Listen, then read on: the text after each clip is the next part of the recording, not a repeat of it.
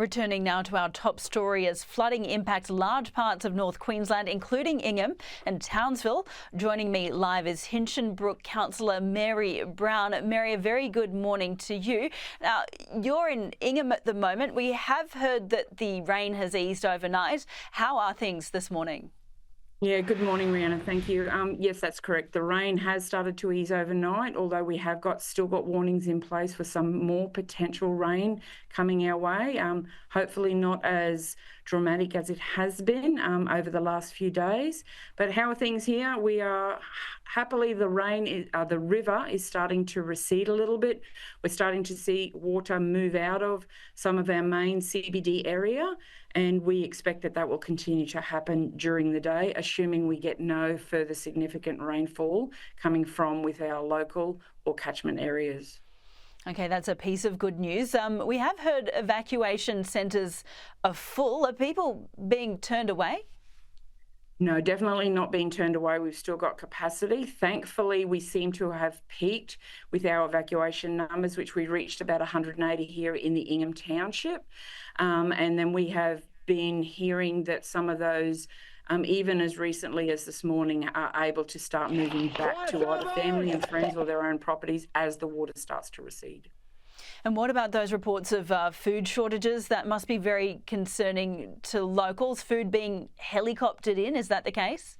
Yeah, we're certainly putting those arrangements in place. If you can appreciate, we've had no power here for probably 36 hours due to our substation being flooded. Our telecommunications are also being affected because our towers no longer have mains power to them, and the batteries are starting to fail because we can't get technicians in to service those areas. So we've got a few communication challenges, but we just want to assure the residents, as we've continued to do, that we are planning to get food resupply in, but of course we have been restricted up until now because the flood has only just begun to recede. So we've been dealing with the flooding still coming into the area and much of our road network being completely closed. Yeah, tell us more about the roads. We have heard, again, reports of road damage, including a section of the Bruce Highway being swept away. Is it too early to say how extensive the road damage is? Yeah, absolutely too early. We anticipate from historical information, our understanding historically, that we will be anticipating some very significant road and rail infrastructure damage. The Olera Creek Bridge, which is on the main national highway that connects between Townsville and Ingham, and obviously all places to the north of us, was washed away about a day and a half ago. So that's going to add another layer of complexity to our resupply arrangements. And we certainly have been working with our Queensland State Government and our federal government agencies to understand how we're going to start to put those arrangements in place to get resupply into our community as absolutely quickly as we can. Food, we can manage with helicopter and aviation assets. Things like fuel, they are probably a little more challenging. But we certainly are working on those arrangements. How big an effort do you think the cleanup will be for Ingham and for the rest of your region? We know historically that we are in for a very large and long haul to get our community back onto what is going to be our new normal. We know after every very major flood event that life changes a little bit for us, and we always work towards trying to make it better than it was prior to that, and that will certainly be our goal this time. But we know that this is a marathon.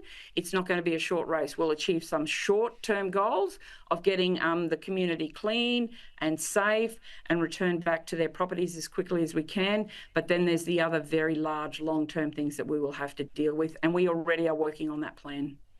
And we know North Queenslanders are very resilient, but in terms of the mood, how are people doing? It's obviously been a really, really tough few days for your community.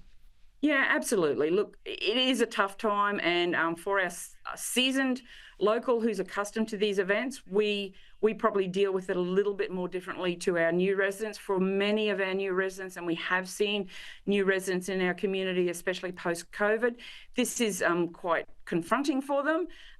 But I really need to reinforce that we have an amazing community. And if you are new to our community, reach out to your neighbours, reach out to your networks, because we all help each other out here. And that is why we get through these challenges, and why you often hear North Queenslanders aren't resilient. That's why we look after each other. And then we are supported magnificently with our state and federal government agencies who are here with us during and after these events all the time. Okay, Mary Brown, thank you so much for your time today, and we wish you all the best. My pleasure. Thank you, Rihanna, for your opportunity.